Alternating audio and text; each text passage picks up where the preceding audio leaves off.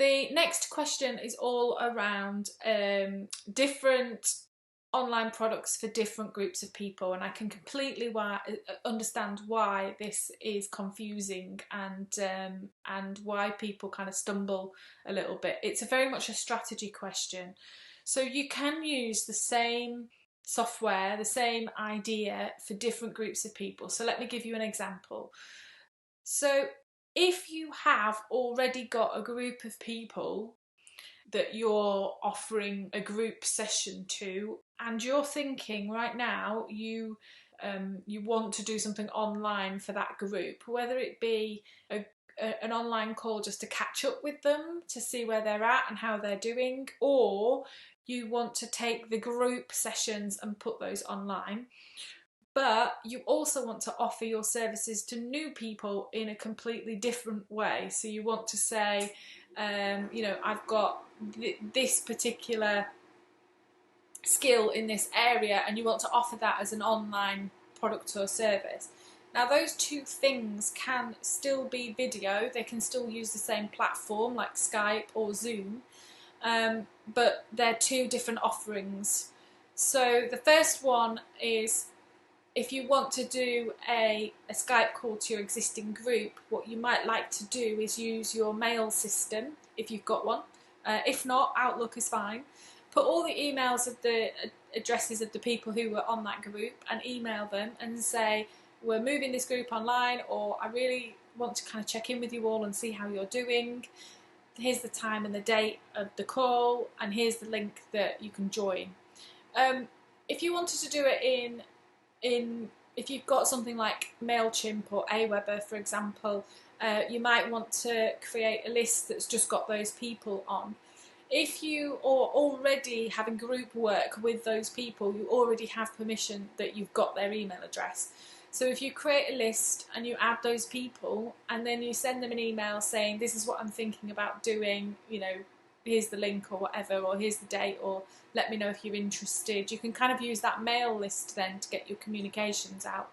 But one way or another, effectively what you're doing is getting that group of people who are already in that group and sending them an email with a specific link to join you on the call, whether that be your Zoom link or your Skype link, or whichever it is, to set that up. The difference between Zoom and Skype, I think, is important to mention. If you're using Zoom, you can literally create the URL link and send them the URL link. If you're creating Skype, you need their Skype names to be able to have them in your contacts list. Because once they're in your contacts list on Skype, then you can go into one contact, but then create a new group and add all the people in, but you need to have found them on Skype first, so it's just a bit of an added step if you're using Skype.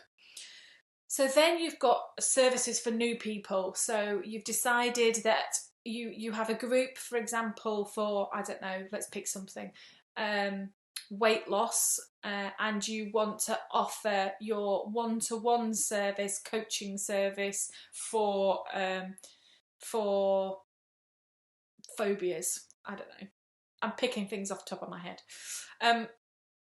If you wanted to do that, what you would do is you'd create the phobia package completely separately. So it'd have a different link if you were using Zoom, or a different mail list on your mail system. And you would then say, okay, I'm gonna create this package for phobias. It's a 3-session package.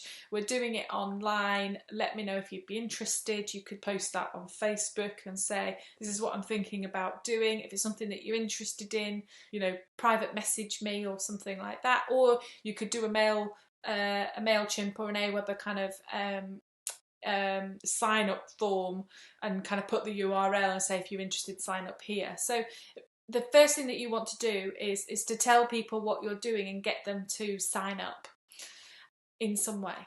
Then you would send those people the link.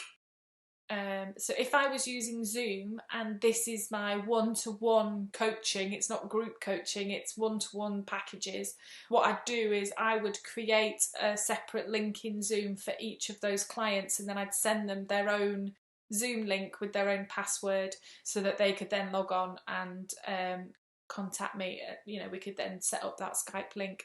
If I was using Zoom link, if I was using Skype, what I would do is ask them for their Skype name, connect with them, and then on that day and time, then I'd Skype them. The little bit that I would add in about here is just think through the process of what you're going to do, and set it up for the process. So the first part of the process is you want to encourage people, you want to ask them, you know, are you interested? Is this something you want? Sign up some way.